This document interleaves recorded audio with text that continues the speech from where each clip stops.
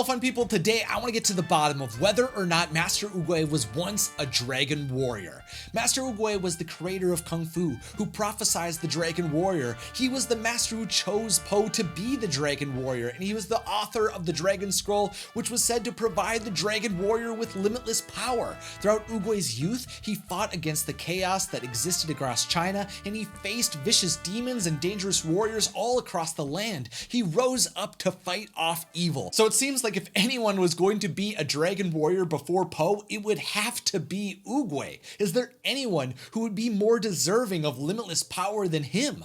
Well, I'm happy to report that Oogway was a dragon warrior, but according to the series The Paws of Destiny, he was not the original dragon warrior. And to fully explain how Oogway was able to inherit that title and power, we first have to explore the origins of the first dragon warrior, Jin Dao. 1,000 years ago, Jin Dao famously trained 4 legendary students who would become known as the 4 constellations. And since they were trained in the art of Kung Fu, what I think that means is that Jin Dao must have become Oogway's apprentice for some time. So even though Oogway would not officially be the first dragon warrior, he did help create him.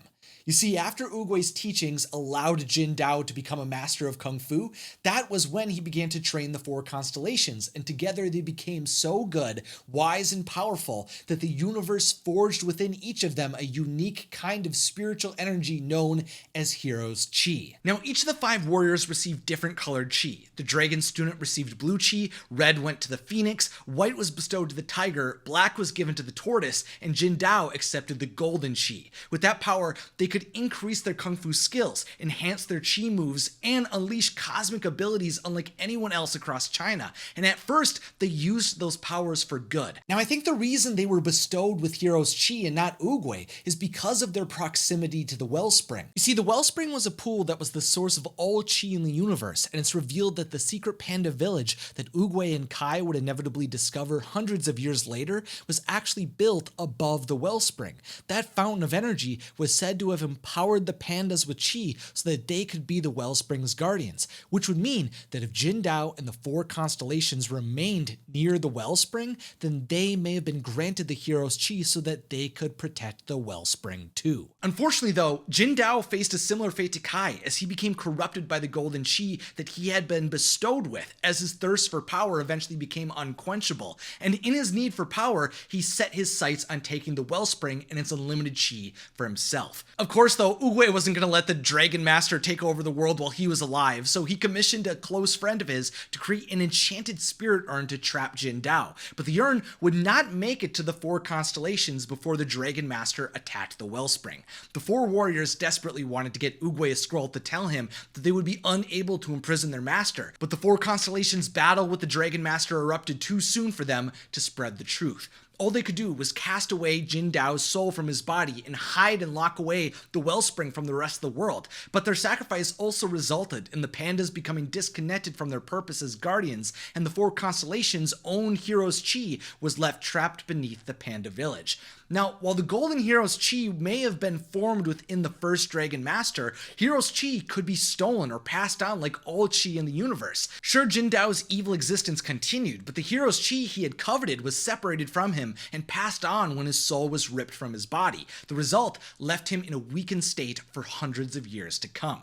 Jin Dao eventually entered the body of a vulture and sustained his mortal life by stealing the Chi from other warriors, which began some of the legends surrounding the Dragon Warrior. It is said that the dragon warrior can survive for months at a time on nothing but the dew of a single ginkgo leaf and the energy of the universe. While Jin Dao built an army of acolytes and began plotting his return to power, the golden Chi from the original dragon warrior was gifted by the universe to Master Oogway. Finally, the golden Chi burned within one of the wisest, most humble, and brave heroes the world has ever known.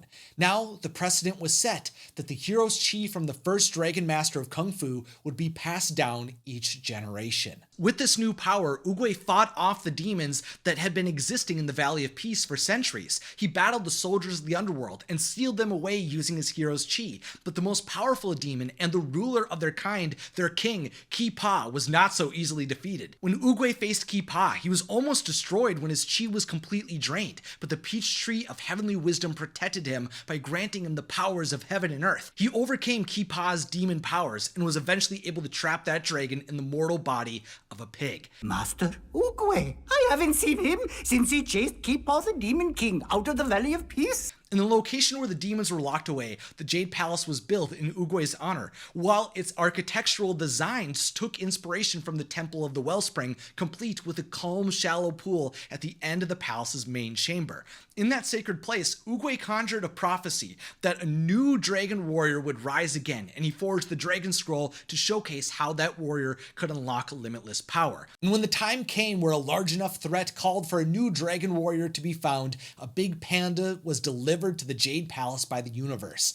Po was declared as the next individual who was destined to receive the Golden Hero's chi when Oogway passed on. When Oogway left, the universe passed the hero's chi to one of you. It's you. You have the hero's chi. I would like to clarify, though, that the Golden Hero's chi wasn't the source of all of Oogway or Po's power, though.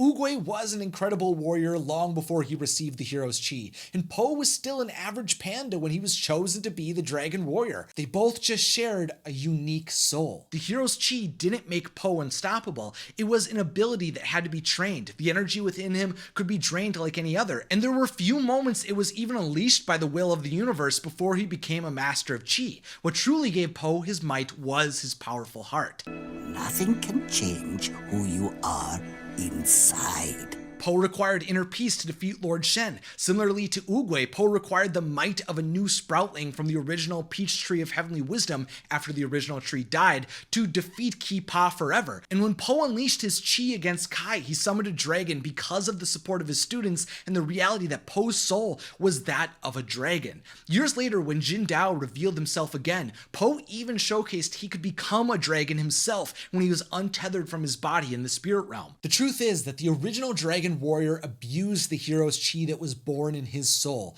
and when he fell from power, his chi was passed down to Master Oogway. The origin of the dragon warrior began in darkness, but Oogway protected that power and redefined its legacy. Instead of allowing the golden hero's chi to remain a weapon of evil, Oogway used it for good and guided that energy to another incorruptible hero. I believe Master Oogway not only chose Po to become the next dragon warrior, but he also trained the original dragon warrior and became a dragon warrior himself. Fun people, to get exclusive weekly live streams with me, early access to new videos, and the ability to chat in our community's private Discord server, consider supporting the channel over on Patreon. And finally, I'm Isaac Carlson. Thanks for watching, and have a magical day.